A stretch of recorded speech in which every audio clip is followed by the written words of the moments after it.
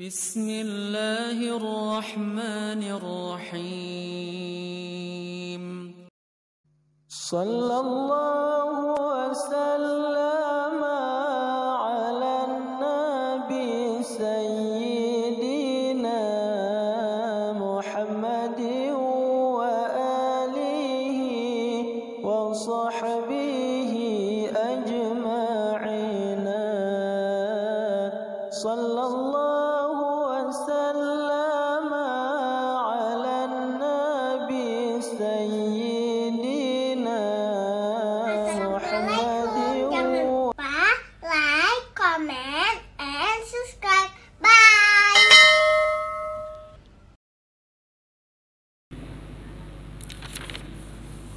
Assalamualaikum warahmatullahi wabarakatuh. Alhamdulillah rabbil alamin. Wal 'aqibatu lil muttaqin. Wala 'udwana illa 'alal zalimin. Ashhadu an la ilaha illallah wahdahu la sharika lah. وأشهد أن محمدًا عبده ورسوله وصفيه من خلقه وحبيبه نشهد أنه قد بلغ الرسالة وأدى الأمانة ونصح للأمة وجاهد في الله حق جهاده حتى أتاه اليقين وتركنا على المحجة البيضاء ليلها كنهارها لا يزيغ عنها إلا هالك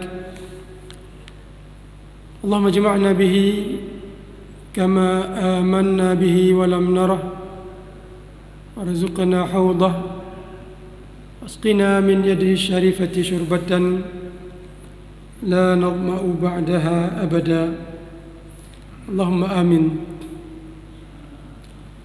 Rabbi syrah li sadri wa yassir li amri wahlul 'uqdatam min lisani yafqahu qawli.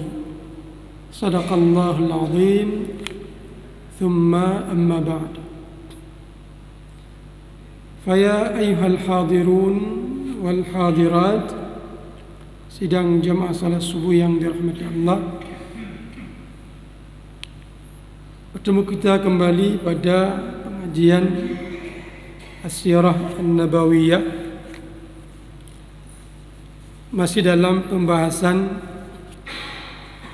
seputar kejadian-kejadian, pelajaran-pelajaran, hikmah-hikmah yang bisa kita ambil dari peristiwa Perang Badar yang terjadi pada tanggal 17 di bulan suci Ramadan di tahun kedua Hijriah. Hadirin yang dirahmati Allah, tahun kedua Hijriah ini merupakan genap 15 tahun pas, karena Nabi diutus oleh Rasulullah, Nabi diutus sebagai Rasulullah oleh Allah itu pada bulan suci Ramadan. Inna anzalnahu fi lailatul qadr. Kami menurunkan Al-Quran pada malam Lailatul Qadar, yaitu bulan suci Ramadan. Syahrul Ramadan alladzi unzila fihi al-Quran. Bulan suci Ramadan, bulan diturunkannya Al-Quran.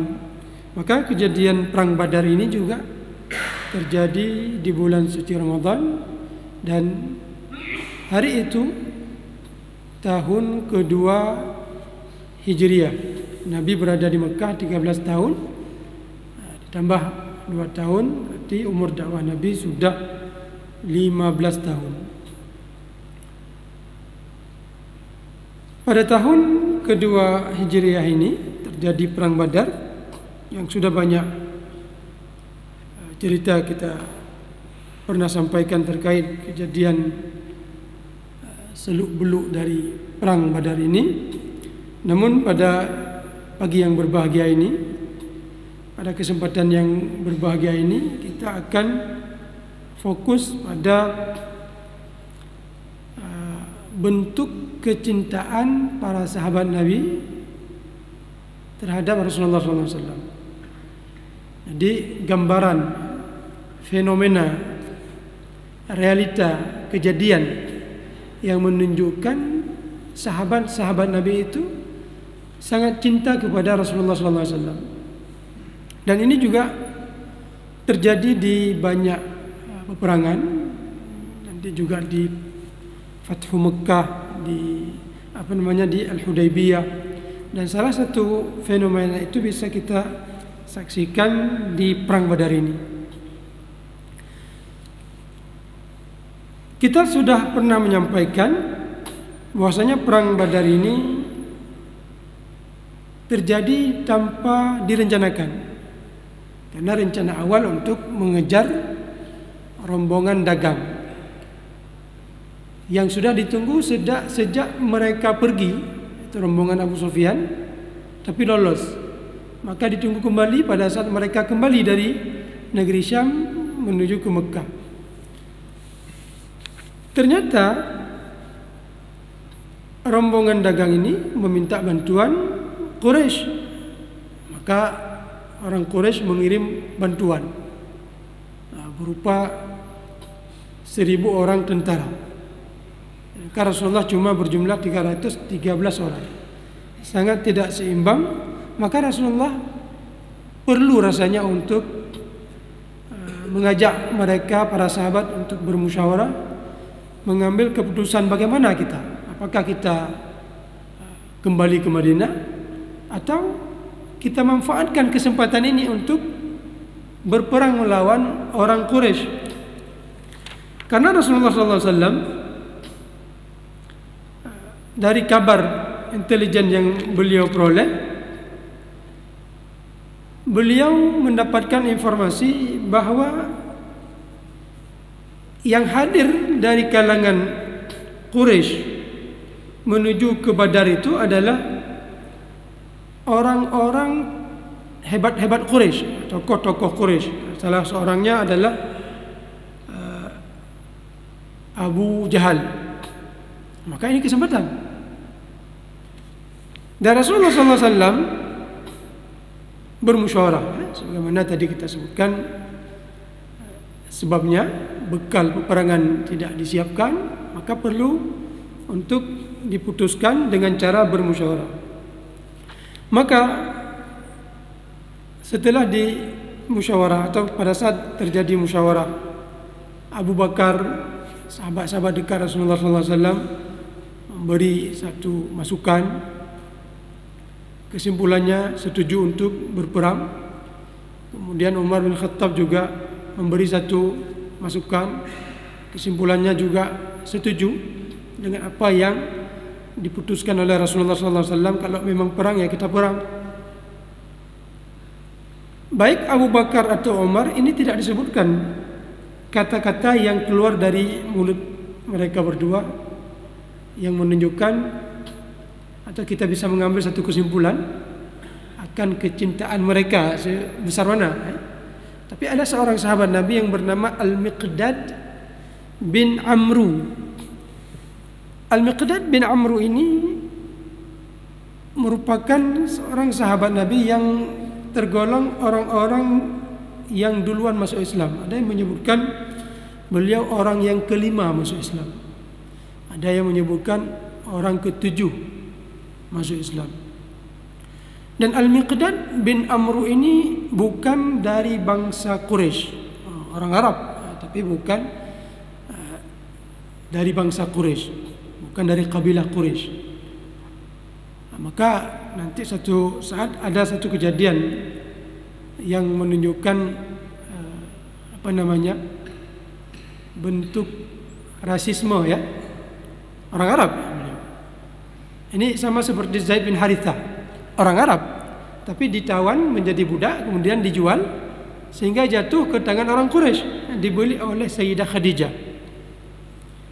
Walaupun nanti Rasulullah setelah dihadiahkan oleh Sayyidah Khadijah untuk beliau Zaid bin Harithah, beliau memerdekakan Zaid bin Harithah, namun status Zaid bin Harithah ini mantan budak, ini juga masih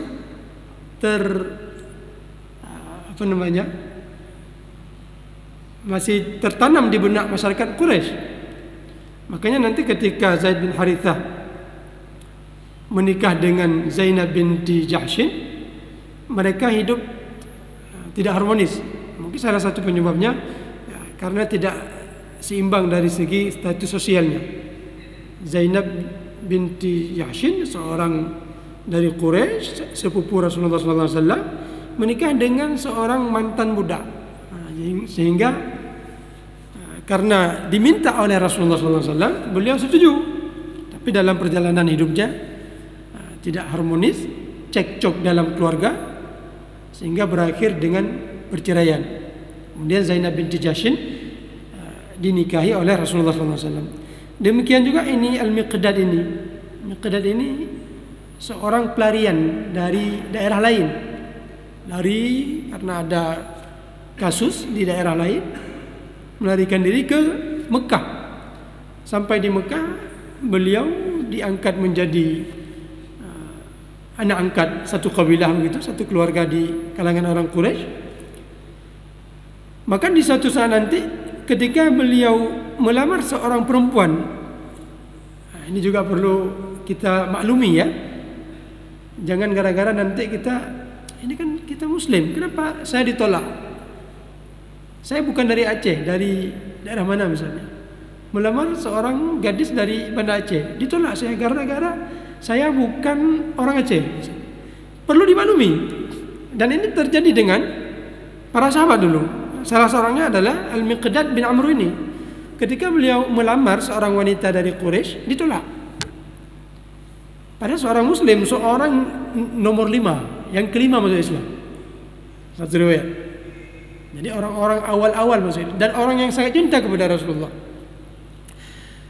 Ketika lamaran itu ditujukan kepada orang biasa yang derajat keimanannya juga tidak seperti keimanan para anbiya, para Rasulullah,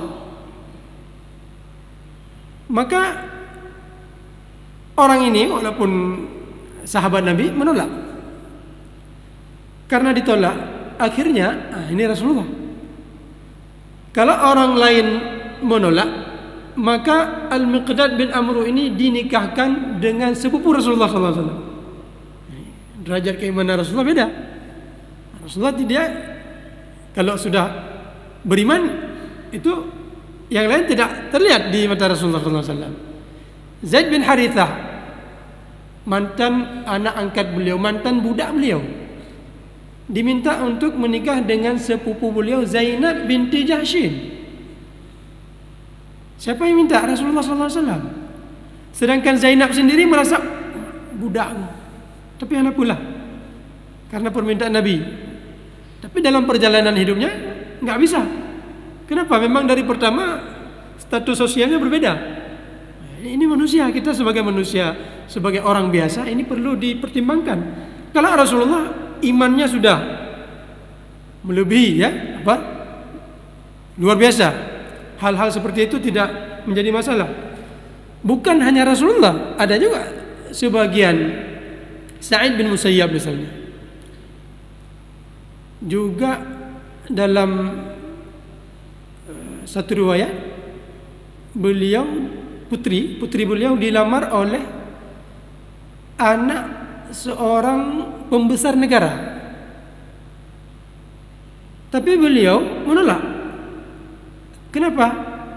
Jadi beliau walaupun anak beliau orang hebat, karena beliau orang hebat, keluarga yang baik, keluarga yang terkenal, keluarga tokoh, dilamar oleh keluarga tokoh, seorang pejabat negara, maka beliau menolak. Kenapa? Saya nggak mau kehidupan putri saya hidup di istana, hidup secara kerajaan seperti itu. Maka beliau menikahkan anak gadisnya dengan seorang murid beliau, seorang biasa-biasa saja. beliau punya keimanan seperti itu. Al-Miqdad bin Amr ini beliau akhirnya dinikahkan oleh Rasulullah SAW dengan seorang perempuan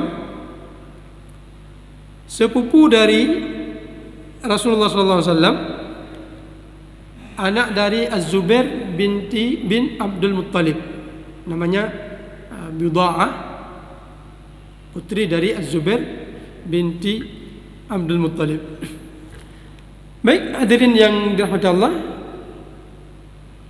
terkait dengan Miqdad bin Amr ini, yang pada momen yang berbahagia ini kita akan menyampaikan tentang cerita bentuk kecintaan para sahabat kepada Rasulullah SAW. Pada saat Rasulullah melangsungkan musyawarah, maka salah seorang yang mengangkat tangan meminta untuk memberi pendapat, yaitu Al-Miqdad bin Amr ini. Apa kata Miqdad bin Amr ini? Miqdad bin Amr ini mengatakan kepada Rasulullah SAW, ya Rasulullah SAW, imdi. Apa maksud dari imdi? Yaitu laksanakan ya Rasulullah SAW. Ya Rasulullah, imdi. Ayo kita laksanakan apa yang telah engkau rencanakan. Imdi lima arakallah. Apa yang Allah perlihatkan kepada engkau yang terbaik, lakukan ya Rasulullah. Fanahnu ma'ak. Dan kami berada bersamamu ya Rasulullah. Kemudian wallahi la naqulu laka kama qalat Banu Israil. Ya Rasulullah, kami tidak akan pernah mengatakan kepadamu sebagaimana yang pernah dilakukan oleh Banu Israil kepada Musa. Apa kata Banu Israil kepada Musa? Idhhab anta wa rabbuka faqatila inna hahuna qa'idun. Jadi ketika Musa mengeluarkan Bani Israil, menyelamatkan Bani Israil dari perbudakan yang dilakukan oleh Fir'aun, diselamatkan oleh Nabi Musa. Kemudian ketika dalam perjalanan, Nabi Musa meminta kepada mereka, ayo kita masuk ke Palestina. Apa jawaban mereka? Kami tidak mau wahai Musa, kamu saja yang pergi. Idhab anta wa rabbuka, kamu dan Tuhanmu saja yang pergi. Inna hahuna qa'idun, kami tetap di sini. Itu pengikut Nabi Musa. Coba kita bandingkan pengikut Nabi Musa dengan pengikut Nabi kita sallallahu alaihi wasallam. Apa kata Miqdad? La nuridu an naqula kama qala Banu Israil, idhhab, pergi, anta wa rabbuka, engkau dan Tuhanmu, inna hahuna qa'idun, kami di sini menetap di sini. Walakin ya Rasulullah, idhhab, pergi engkau ya Rasulullah. Idhhab anta wa rabbuka faqatila inna ma'akuma muqatilun. Pergi engkau dan Tuhanmu berperang dan kami ikut bersama kalian berdua. Ini bentuk kecintaan sahabat Nabi kepada Rasulullah SAW yang sangat berbeda. Dalam konteks ini sendiri, sahabat ini mengatakan perbandingannya, ya Rasulullah, kami bukan seperti Bani Israel. Kalau Bani Israel seperti tadi, tapi kalau kami pergi dan kami ikut bersamamu. Fawalladzi ba'atsaka bil haqq, demi zat yang telah mengutusmu secara benar. Lau sirta bina ila barkil ghimad, kalau engkau mengajak kami untuk pergi ke Barkil Ghimad, sebuah tempat yang jauh dekat Laut Merah, lajalatna ma'aka min duni hatta nablughahu, kami akan berangkat dengan susah payah pun kami berangkat. Mengatakan lajalatna, mengatakan kata-kata jalada itu susah, walaupun dengan susah payah kami ikut bersamamu sampai kami tiba di tempat itu. Ini kata-kata yang keluar dari mulut Miqdad ini, yang didengar oleh semua sahabat-sahabat lain, memberi semangat bagi Rasulullah SAW. Kalau Umar bin Khattab cuma mengatakan biasa-biasa saja, ikut perang, kita perang. Abu Bakar juga demikian. Tapi kalau Miqdad ini, kata-kata seperti ada perbandingan seperti itu, ada contoh modelnya. Nah, kalau Banu Israel dulu seperti ini, maka kami ya Rasulullah seperti ini. Maka contoh yang disebutkan itu memberi semangat kepada sahabat-sahabat lain dan khususnya kepada Rasulullah SAW, sehingga Rasulullah SAW sangat bergembira dan berdoa untuk Al-Miqdad bin Amr ini. Kemudian ternyata Rasulullah walaupun sudah bergembira, Rasulullah masih belum bisa mengambil satu kesimpulan juga. Karena Miqdad bin Amr ini dari Mekah. Rasulullah ingin mendapat masukan dari orang Madinah, Ansar. Maka Rasulullah tetap mengatakan, ayuhal qaum, ashiru alayya ayuhal qaum, ayuhan nas. Coba mana pendapat-pendapat lain, wahai segenap kaum. Maka setelah orang Mekah tadi, Umar, Abu Bakar, Miqdad sudah memberi usulan, Rasulullah juga masih. Padahal Rasulullah tadi sangat bersemangat mendengar ucapan dari Miqdad, masih juga menunggu saran-saran lain. Ashiru alayya, coba beri saran kepada saya, apa yang harus kita lakukan. Maka oleh seorang sahabat Nabi yang bernama Sa'ad bin Mu'adz pada saat itu, dari kalangan Ansar, mengatakan, ya Rasulullah, laka annaka turiduna ya Rasulullah, seakan-akan engkau ketika bertanya terus siapa yang akan memberi usulan, ashiru alayya ayuhan nas, seakan-akan engkau mengharap dari kami ya Rasulullah. Faqala Rasulullah, ajal, ya, saya sedang menunggu pendapat dari kalian. Faqal, ini juga contoh bentuk kecintaan lain ya, dari Sa'ad bin Mu'adz, mewakili sahabat-sahabat Nabi dari kalangan Ansar. Qal Sa'ad bin Mu'adz, falaqad aminna bik ya Rasulullah, kami telah beriman kepadamu, fasaddaqnak, dan kami percaya kepadamu, wa syahidna anna ma ji'ta bihi huwal haq, dan kami bersaksi apa yang engkau ajarkan ini, apa yang engkau bawa ini adalah satu kebenaran. Wa a'tainaka ala dzalika uhudana, dan kami telah memberikan perjanjian kami untuk itu ya Rasulullah. Wa mawathiqana ala sam'i wat ta'ah, kami sudah berjanji kepadamu untuk setia, untuk taat dan patuh apa yang engkau sampaikan. Famdi ya Rasulullah, ayo ya Rasulullah, kalau itu sudah engkau rencanakan, ayo kita berangkat. Famdi ya Rasulullah, lima aradta. Fawalladhi ba'athaka bilhaq, demi zat yang telah mengutusmu dengan benar. Law ista'radat bina hadzal bahr, law ista'radta bina hadzal bahr, kalau engkau ingin melewati laut ini,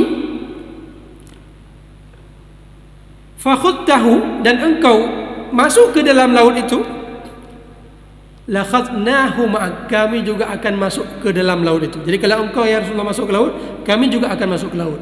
Famdi ya Rasulullah, ma takhallafa minna rajulun wahidun, sungguh di antara kami Al-Ansar tidak akan ada satupun yang akan tidak ikut. Wa ma nakrah an tulqiya bina aduwana gadan, inna la saburun fil harb, dan seterusnya. Beliau mengatakan, kami sangat sabar, kami akan ikut kemanapun engkau ikut, termasuk kalau engkau masuk ke dalam laut, kami juga akan ikut ke dalam laut. Kemudian juga beliau mengatakan, ya Rasulullah, fad'an haitsu syi'ta, kalau engkau ingin membenci seseorang, silakan benci, kami akan benci. Wasil habla man syi'ta, kalau engkau ingin menyambung dengan seseorang, kami juga akan menyambung. Faqta' habla man syi'ta, kalau engkau ingin putuskan hubungan dengan seseorang, kami juga akan putuskan. Wa khudh min amwalina ma syi'ta, ambil dari harta kami apa yang engkau sukai.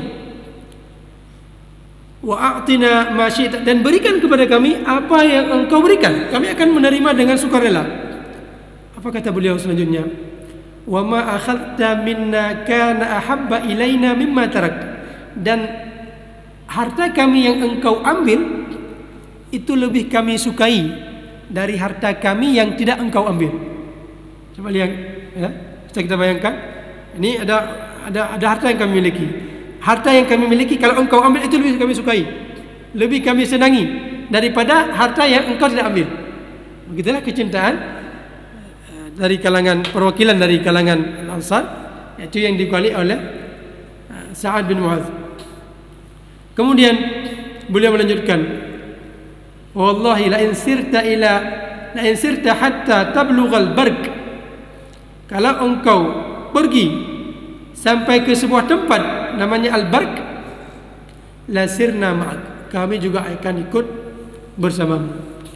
Ini contoh bentuk kecintaan sahabat Nabi Sa'ad bin Mu'adz mewakili dari kaum Ansar kepada Rasulullah SAW. Pada saat Rasulullah mendengar dari kedua belah pihak, baik Ansar dan Muhajirin, maka Rasulullah akhirnya mengambil satu kesimpulan untuk melaksanakan peperangan. Setelah sudah ada kesimpulan oleh Sa'ad bin Mu'adz yang tadi memberi usulan, ya, memberi masukan, kami akan bersamamu ya Rasulullah, memberi saran kepada Rasul, ya Rasulullah, saya memberi saran, bagaimana kalau engkau kami buat sebuah kemah. Ini juga satu bentuk kecintaan juga. Kami buat sebuah kemah yang berada di belakang pasukan. Jadi kalau pasukan berada di sini, kami buat sebuah kemah, engkau berada di sini. Kenapa? Kalau nanti terjadi sesuatu, engkau bisa melarikan diri, bisa bergabung dengan sahabat-sahabat yang masih tersisa di Madinah. Sampai begitu Sa'ad bin Mu'adz ini memberi pertimbangan, ya Rasulullah, nabni laka arishan, sebuah kemah kecil supaya engkau nanti berada di tempat itu. Kalau terjadi sesuatu, maka engkau tidak menimpa apa-apa, biar kami saja yang tertimpa dengan sesuatu, dengan kekalahan misalnya. Engkau bisa melarikan diri, pergi berangkat bergabung dengan sahabat-sahabat yang lain yang ada di Madinah. Ini juga satu bentuk kecintaan, ya. Pertimbangan kalau terjadi sesuatu, maka solusinya seperti ini. Yang penting engkau jangan tertimpa apa-apa dalam perang Badar ini. Ini salah satu juga bentuk kecintaan sahabat Nabi Sa'ad bin Mu'adz kepada Rasulullah SAW. Kemudian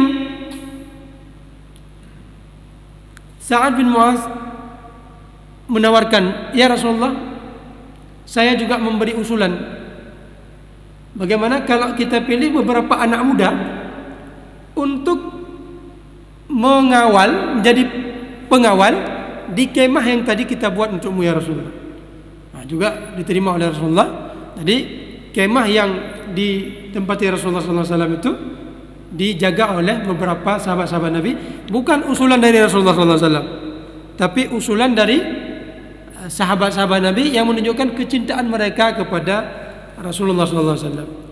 Biar mereka saja yang tergores, biar mereka saja yang berdarah-darah, yang penting Rasulullah selamat, yang penting Rasulullah tidak berdarah-darah. Nah, ini yang diinginkan oleh sahabat-sahabat pada saat itu.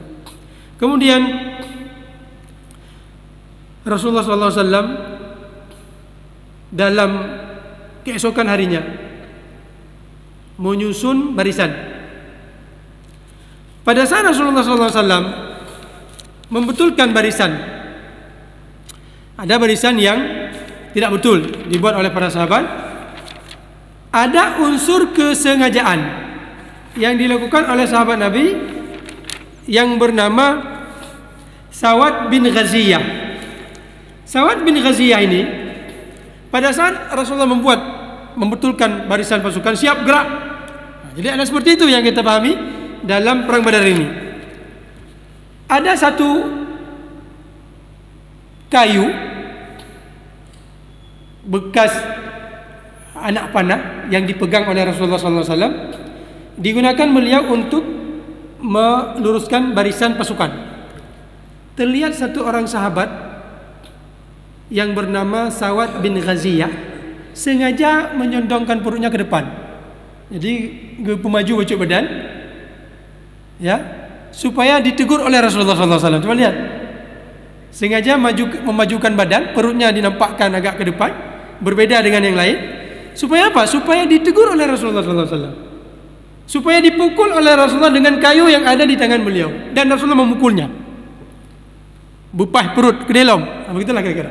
Ya, ternyata di situ beliau memanfaatkan kesempatan. Ya Rasulullah, nyo kata ke perut lo nyo lo pelong tu malah.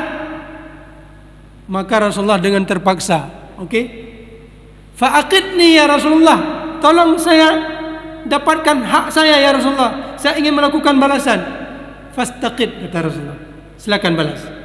Maka pada saat dalam kondisi seperti itu, ternyata beliau peluk Rasulullah SAW. Karena tadi memang sengaja supaya ada kesempatan berduaan dengan Rasulullah SAW. Dalam kondisi seperti itu, beliau gunakan peluk Rasulullah SAW dengan sangat erat.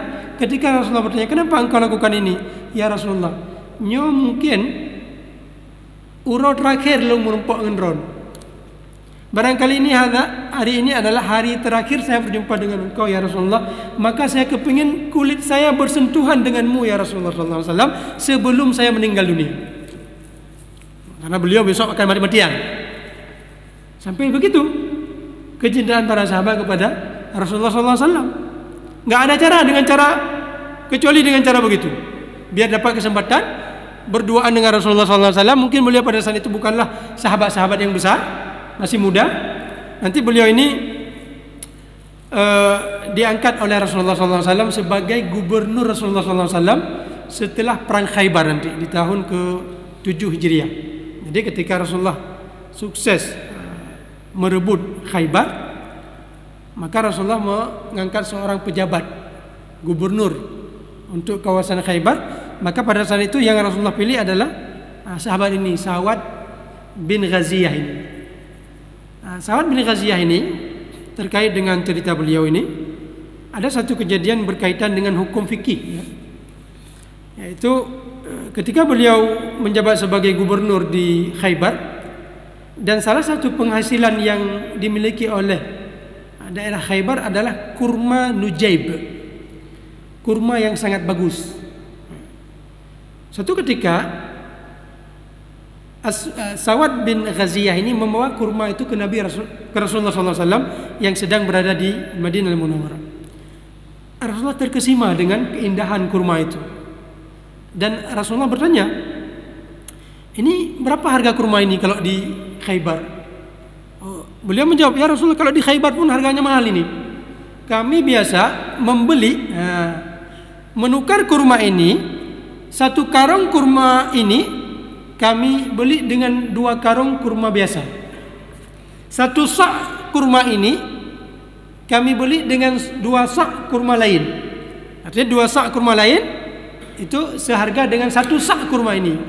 Maka Rasulullah SAW pada saat mendengar cerita ini, maka Rasulullah, la taf'al. Allah mengatakan, jangan kalian lakukan seperti itu. Kenapa? Ini ada riba namanya. Riba, kalau kita tukar beras, walaupun sejelek apapun beras yang kita miliki, kita tukar 2 karung dengan 1 karung beras yang bagus, tetap tidak boleh kalau sejenis. Boleh kita tukar dengan uang, boleh kita tukar dengan benda lain, tapi kalau sejenis sama-sama beras, itu ada riba fadal namanya. Demikian juga kurma. 1 karung kurma nggak bisa kita tukar dengan 2 karung kurma, karena sama-sama kurma, walaupun kurmanya beda jenis. Kurma ajwah misalnya dengan kurma Nujaib misalnya, tetap tidak boleh. Kenapa? Sama-sama namanya kurma. Boleh kita tukar dengan mobil, ya. Tapi kalau mobil Kijang dengan mobil Kijang itu boleh. Mobil Avanza dengan mobil Avanza, walaupun tahunnya sama, tahun 2006, itu boleh. Yang nggak boleh beberapa jenis barang yang disebutkan oleh Rasulullah SAW, di antaranya adalah emas dengan emas, itu nggak boleh. Kalau ditukar, satu orang memberi 1 mayang, 1 orang lagi memberi 1 mayam setengah, itu nggak boleh. Kecuali sama-sama 1 mayam. Itu pun harus kontan. Nyopat muhlung si mayam, cok muhdron si mayam kalau. Itu boleh. Kenapa kok terjadi seperti itu? Mungkin motif berbeda. Nyo cincin, nyo gele. Sama-sama 1 mayam. Kontan. Nyopat muhlung si mayam, lonjok geron, muhdron tengah loncok. Itu nggak boleh. Kalau hutang, itu nggak boleh. Kenapa? Ada satu pihak yang dirugikan, ada satu pihak yang diuntungkan, sudah duluan dapat. Pihak yang belum mendapat dia dirugikan dalam kondisi seperti itu. Paling tidak psikologinya dirugikan. Teringat-ingat, ini juk paham tengok. Ini terjadi riba. Maka Rasulullah di sini memberi satu solusi. Apa solusi yang diberikan? Ini Rasulullah langsung yang mengajarkan Sawad bin Ghaziyah ini. Bi' al-jam'a, kalian jual kurma ini bid darahim. Kemudian ambil uang dirhamnya. Kemudian dengan uang dirham itu beli kurma nujab tadi. Jadi kurma nujab itu dijual, atau kurma yang jelek dijual, uangnya diambil baru dibeli uang yang bagus itu. Walaupun hasilnya sama. Uang kurma 2 karung yang kita punya kita jual seharga misalnya 1 juta misalnya. Kita beli 1 karung kurma nujab yang harganya juga 1 juta. Hasilnya sama. Artinya kalau ditukar sebenarnya sama hasilnya. Tapi Rasulullah tidak mengizinkan seperti itu. Tapi Rasulullah meminta untuk dijual dulu, uangnya baru dibeli. Maka ini yang digunakan oleh bank-bank syariat sekarang. Kalau kita ingin beli mobil, kita nggak punya uang, maka solusinya kita ke bank, kita beli dengan harga bank. Misalnya harga normal 100 juta, jual di bank dijual misalnya 130 juta. Dengan cara kita bayar cicilan. Maka mobil ini dibeli oleh bank ke pihak dealer dengan harga 100 juta. Ketika mobil ini sudah menjadi milik bank, baru bank menjual ke kita seharga 330 juta. Ini salah satu cara ya. Dan cara seperti ini diakui oleh Rasulullah SAW, bahkan diajarkan oleh Rasulullah SAW kepada sahabat ini. Makanya nanti ada yang mengatakan, termasuk Ibnu Qayyim Al-Jauzi, mengatakan itu tidak boleh juga. Ada unsur hilah, bermain-main dengan hukum. Pendapat Ibnu Al-Qayyim ini ditolak oleh hadis Nabi ini. Nabi saja membolehkan, bahkan mengajarkan. Kenapa beliau mengatakan tidak boleh? Kita mencari cara ya, agar keluar dari cara riba menuju ke cara yang halal. Tapi dengan cara seperti tadi, jual dulu, kemudian uangnya baru kita beli. Nah, demikian juga kalau transaksi yang dilakukan oleh bank-bank syariah sekarang, ya cuma sekarang kadang-kadang bank syariah itu dia tidak beli, meminta kita yang membeli, kemudian atas nama kita. Nah, di sini yang tidak boleh. Seharusnya mereka harus beli dulu. Tapi kalau kita ingin mendapatkan cara murni syariat, kita bisa meminta kepada mereka, saya ingin membeli mobil dengan cara murni syariat. Mereka juga akan bersedia untuk membeli ke dealer, baru nanti kita yang akan membeli ke mereka. Itulah barangkali yang mungkin bisa kita sampaikan terkait beberapa bentuk kecintaan para sahabat Nabi kepada beliau yang terjadi di Perang Badar ini, dan terkait beberapa hikmah-hikmah, pelajaran-pelajaran yang bisa kita ambil dari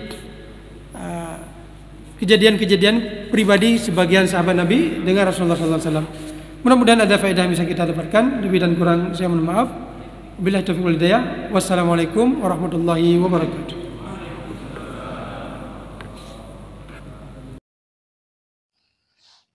Terima kasih.